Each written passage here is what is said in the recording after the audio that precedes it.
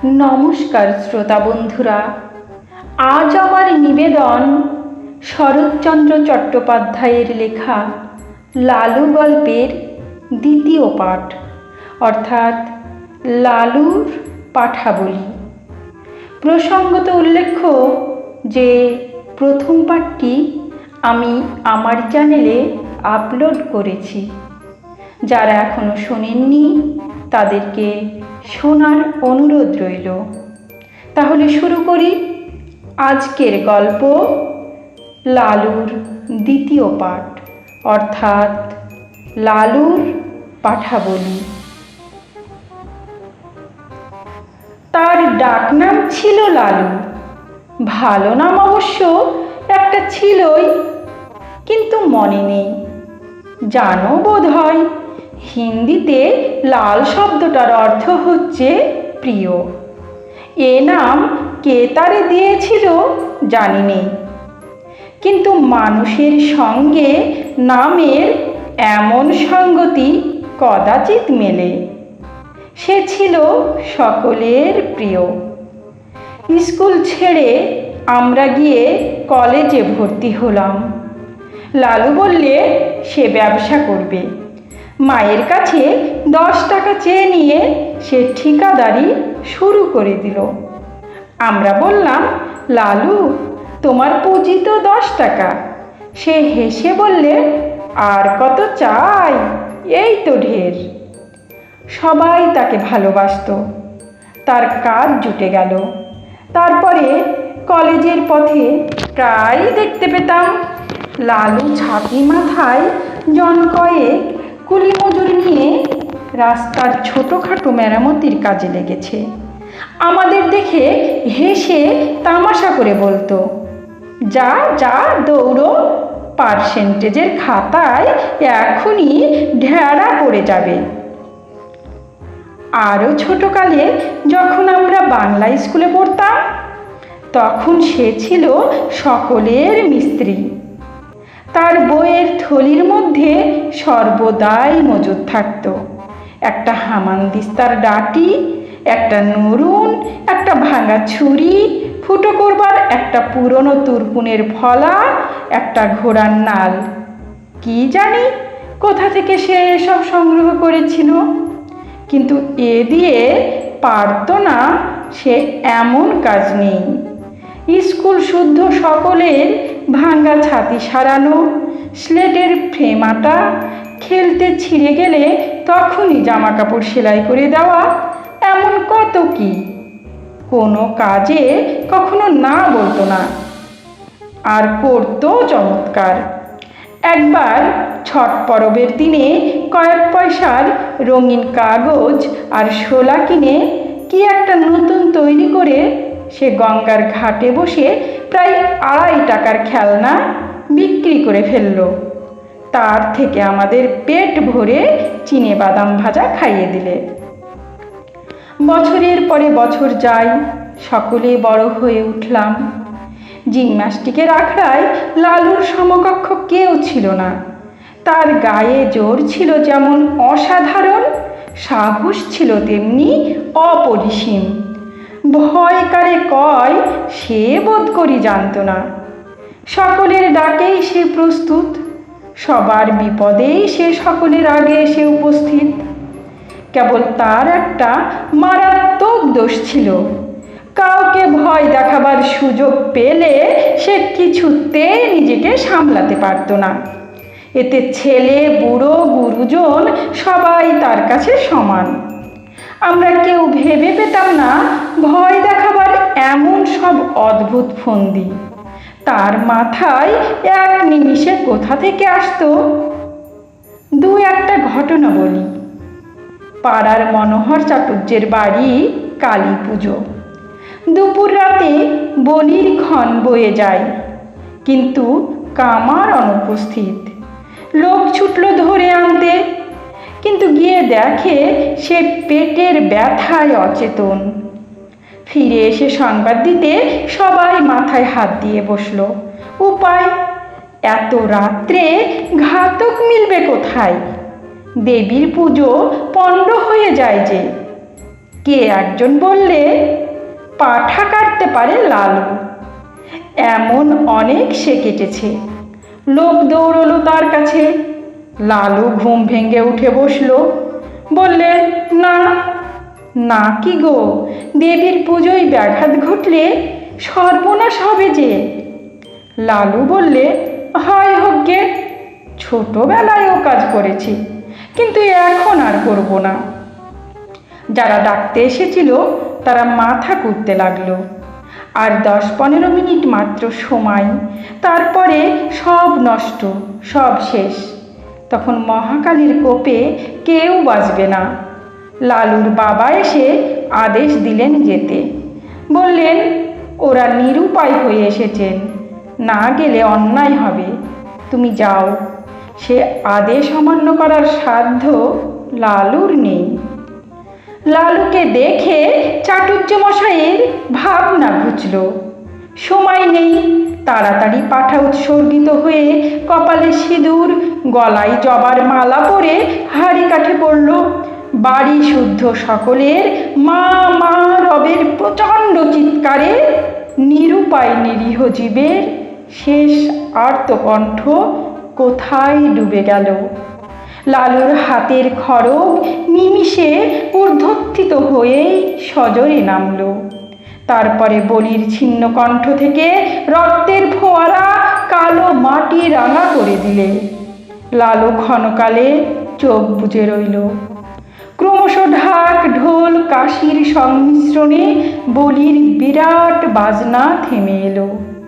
যে পাঁঠাটা অদূরে দাঁড়িয়ে কাঁপছিল, আবার তার কপালে চলল সিঁদুর, গলায় দুলল রাঙা মালা।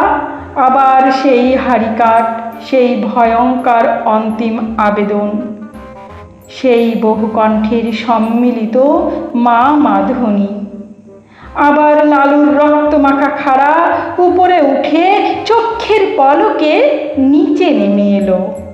পশুর দ্বিখণ্ডিত দেহটা ভূমি তলে বার কয়েক হাত পা ছেড়ে কি জানি কাকে শেষ নালিশ জানিয়ে স্থির হলো।